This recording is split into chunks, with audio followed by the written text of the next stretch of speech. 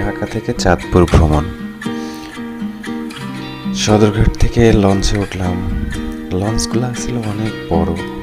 আমি এর আগে কখনো লঞ্চে ভ্রমণ করিনি, যে কারণে দেখে একটু অবাকই হচ্ছিলাম যে আসলে এত বিশাল আকারের লঞ্চ হয়। যাই হোক, ভ্রমণটা সত্যি অসাধারণ ছিল।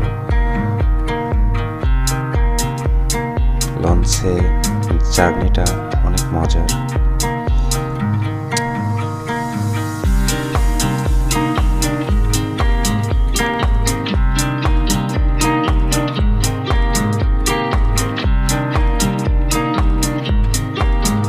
লঞ্চ সদরঘাটটি বুড়িগঙ্গা নদীর তীরে অবস্থিত। তবে নদীর দুই পাশে অসাধারণ সৌন্দর্য।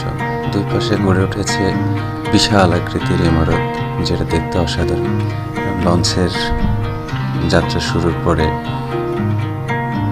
ইঞ্জিন যখন চলা শুরু করে তখন একটা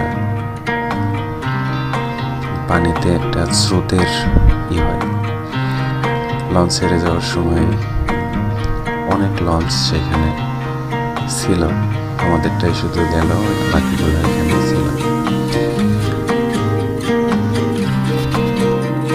বুড়িগঙ্গা নদীতে মেঘনা নদীতে গিয়ে মিলিত হয়েছে। মেঘনা নদীর মোহনায় সেখানে সারি সারি বড় বড় জাহাজ নোঙর করা ছিল মালামাল আনলোড লোডের কারণে। সেই দৃশ্যটা আসলে